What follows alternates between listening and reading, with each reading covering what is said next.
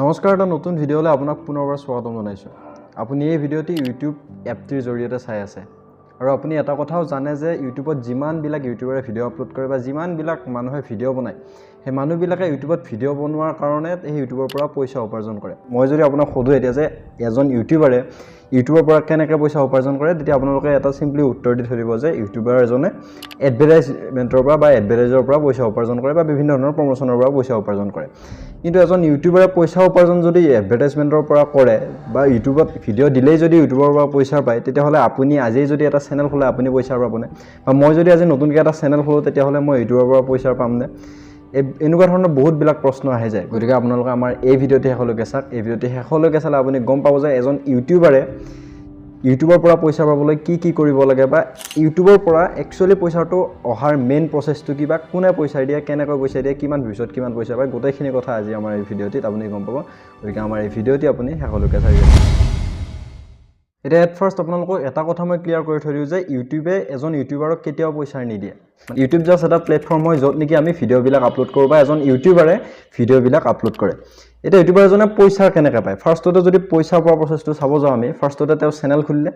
চ' এটা চেনেল খোলাৰ পিছত সেই চেনেলটোত যেতিয়া আমি ভিডিঅ' দিম, ভিডিঅ' দিয়াৰ পিছত আমি পইচা পাবও পাৰোঁ, নেপাবও পাৰোঁ। বা এজন ইউটিউবাৰে পইচাটো পাবও পাৰে, নেপাবও পাৰে। এনেকুৱা নহয় যে এজন মানুহে ইউটিউবত চেনেল খোলাৰ লগে লগে তেওঁ ইউটিউবৰ পৰা পইচা পাব বা তেওঁ পইচা উপাৰ্জন কৰিব পাৰিব। ইউটিউবত দুটা ধৰণৰ ক্ৰিয়েটৰ্ছ আছে। তাৰ ভিতৰত এটা কেটেগৰীত এইবিলাক ক্ৰিয়েটৰ আহে যিবিলাকে ইউটিউবৰ পৰা পইচা ইনকাম কৰি আছে, আৰু এটা কেটেগৰী এনেকুৱা আহে যিটো কেটেগৰীত নেকি যিবিলাকে এতিয়ালৈকে উপাৰ্জন কৰা নাই বা যিবিলাকে এতিয়ালৈকে ইউটিউবৰ পৰা পইচা পোৱা নাই, সেইবিলাক আহে। এতিয়া কোনবিলাক ক্ৰিয়েটৰে পইচা উপাৰ্জন কৰি আছে বা কোনবিলাক ক্ৰিয়েটৰে পইচা উপাৰ্জন কৰিব পৰা নাই এতিয়ালৈকে? এতিয়া ইউটিউবাৰ এটা নতুন পলিচি বা ইউটিউবাৰ এটা পলিচি আছে যিটো পলিচিত নেকি ইউটিউবাৰ এজনে ইউটিউব পাৰ্টনাৰ প্ৰগ্ৰামটো যেতিয়া জইন কৰিব, তেতিয়াহে সেই ইউটিউবাৰজনে ইউটিউবৰ পৰা পইচা পাব বা ইউটিউবৰ ভিডিঅ'টিৰ দ্বাৰা তেওঁ ৰেভিনিউ আৰ্ণ কৰিব পাৰিব। এতিয়া এই ইউটিউব পাৰ্টনাৰ প্ৰগ্ৰাম কি বা ইউটিউবাৰ এজনক কেনেকুৱা ধৰণে পইচা দিয়া হয়? এতিয়া আপোনালোকে সবেই জানে যে এডভাৰটাইজমেণ্টৰ পৰা পইচা পায় ইউটিউবত। চ' এডভাৰটাইজমেণ্ট বুলি কোৱাৰ লগে লগে আপোনালোকে যেতিয়া মোৰ এই ভিডিঅ'টিত ক্লিক কৰিছে, হয়তো ভিডিঅ'টিৰ ষ্টাৰ্টিঙত বা ভিডিঅ'টি চলি থাকোঁতে মাজতে নহ'লে বা ভিডিঅ'টিৰ শেষত আপোনালোকে কিছুমান বিভিন্ন ধৰণৰ এডভাৰটাইজ দেখিবলৈ পাইছে।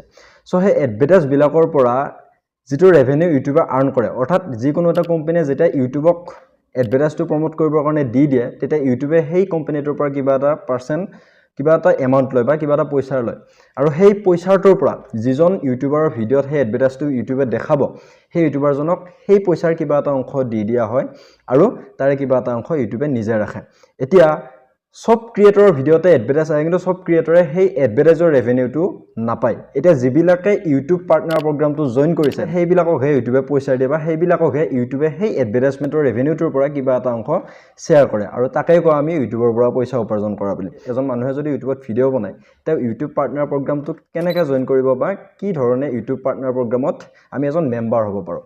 এতিয়া ইউটিউব পাৰ্টনাৰ প্ৰগ্ৰাম বুলিও ক'ব পাৰোঁ বা মনিটাইজেশ্যন বুলিও আমি ক'ব পাৰোঁ। ইউটিউব পাৰ্টনাৰ প্ৰগ্ৰামটো এনেকুৱা নহয় যে মই পইচা দি কিনে জইন হৈ ল'ম বা মই নিজে যাই কিনে ফৰ্ম ফিল আপ কৰি কিবা কৰি কিনে জইন হ'ব লাগিব।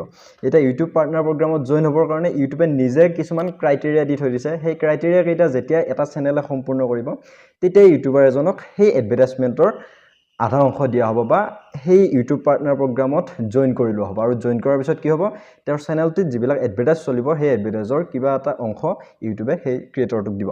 এতিয়া ইউটিউব পাৰ্টনাৰ প্ৰগ্ৰামৰ কাৰণে যিটো জইন হোৱাৰ কাৰণে ক্ৰাইটেৰিয়া আছে, সেই ক্ৰাইটেৰিয়াটো হৈছে যিটো চেনেল ইউটিউব পাৰ্টনাৰ প্ৰগ্ৰামত জইন হ'ব খোজে, সেই চেনেলটোত মিনিমাম 1000 ছাবস্ক্ৰাইবাৰ থাকিব লাগিব। অৰ্থাৎ 1000 ছাবস্ক্ৰাইবাৰ হোৱাৰ পিছতহে ইউটিউব পাৰ্টনাৰ প্ৰগ্ৰামত জইন হ'বৰ কাৰণে এপ্লাই কৰিব পাৰি।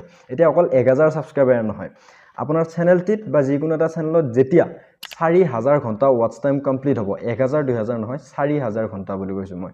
চ' 4000 ঘণ্টা ৱাটচ টাইম যেতিয়া কমপ্লিট হ'ব, তেতিয়াহ'লে সেই ইউটিউব পাৰ্টনাৰ প্ৰগ্ৰামত জইন কৰিব পাৰি। অৰ্থাৎ মই এইটোৱে ক'ব খুজিছোঁ, এটা ইউটিউব চেনেল যদি ইউটিউব পাৰ্টনাৰ প্ৰগ্ৰামত জইন হ'ব লাগে, তেতিয়াহ'লে সেই চেনেলটিত মিনিমাম 1000 ছাবস্ক্ৰাইবাৰ থাকিব লাগিব আৰু সেই চেনেলটিত থকা ভিডিঅ'বিলাকত মিলাই কিনে 4000 ঘণ্টা ৱাটচ টাইম হ'ব লাগিব। এতিয়া আপোনালোকক যদি সোধে যে ৱাটচ টাইম মানে কি, চাওক, মই যদি এটা 10 মিনিটৰ ভিডিঅ' ইউটিউবত আপলোড কৰোঁ, সেই 10 মিনিটৰ ভিডিঅ'টিত দুজন মানুহে 5 মিনিটকৈ চালে ভিডিঅ'টি। অৰ্থাৎ মোৰ ভিডিঅ'টি 10 মিনিটৰ আছিল, তাৰ ভিতৰত 5 মিনিট কৰি দুজন মানুহে চালে।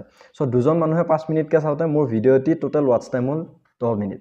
এতিয়া সেই 10 মিনিটৰ ভিডিঅ'টোৱে যদি পুৰা ফুল ভিডিঅ'টি 10 মিনিটেই যদি 10জন মানুহে চায়, চ' তেতিয়া মই ৱাটচ টাইম পাম টোটেল 10 × 100 মিনিট, অৰ্থাৎ 1 ঘণ্টা 40 মিনিট মই ৱাটচ টাইম পাম সো ঠিক তেনেদৰে আপোনাৰ ইউটিউব চেনেলটিত সব ভিডিঅ' মিলাই কিনে টোটাল 4000 ঘণ্টা ৱাটচ টাইম হ'ব লাগিব তাৰ পিছতহে আপোনালোকে সেই ইউটিউব পাৰ্টনাৰ প্ৰগ্ৰামটোত জইন হ'বৰ কাৰণে এপ্লাই কৰিব পাৰিব এতিয়া 4000 ঘণ্টা ৱাটচ টাইম বুলি কোৱাৰ লগে লগে আপুনি একদম চেনেলটোৰ ষ্টাৰ্টিঙৰ পৰা 4000 ঘণ্টা ৱাটচ টাইম কাউণ্ট কৰিলে নহ'ব সো 4000 ঘণ্টাটো আপোনাৰ লাষ্ট এক বছৰত হ'ব লাগিব অৰ্থাৎ আজিৰ পৰা 12 মাহ আগত যিমান বিলাক ভিডিঅ' আপলোড কৰিছিল আপুনি সেই ভিডিঅ' কেইটাক ইনক্লুড কৰি কিনেহে আপোনাৰ 4000 ঘণ্টা ৱাটচ টাইম হ'ব লাগিব তাৰে আগত যদি আপোনাৰ আপলোড কৰা কিছুমান ভিডিঅ' আছে সেই ভিডিঅ' গিলাকৰ ৱাটচ টাইম কিন্তু মনিটাইজেশ্যনৰ কাৰণে বা ইউটিউব পাৰ্টনাৰ প্ৰগ্ৰামত জইন হ'বৰ কাৰণে এপ্লিকেবল নহয় সো ঠিক তেনেকুৱাকৈ থকাৰ পিছত সেই ইউটিউব চেনেলটো ইউটিউব পাৰ্টনাৰ প্ৰগ্ৰামত জইন হ'বৰ কাৰণে এপ্লিকেবল হৈ যাব বা মনিটাইজেশ্যন অন কৰিবৰ কাৰণে এপ্লিকেবল হৈ যাব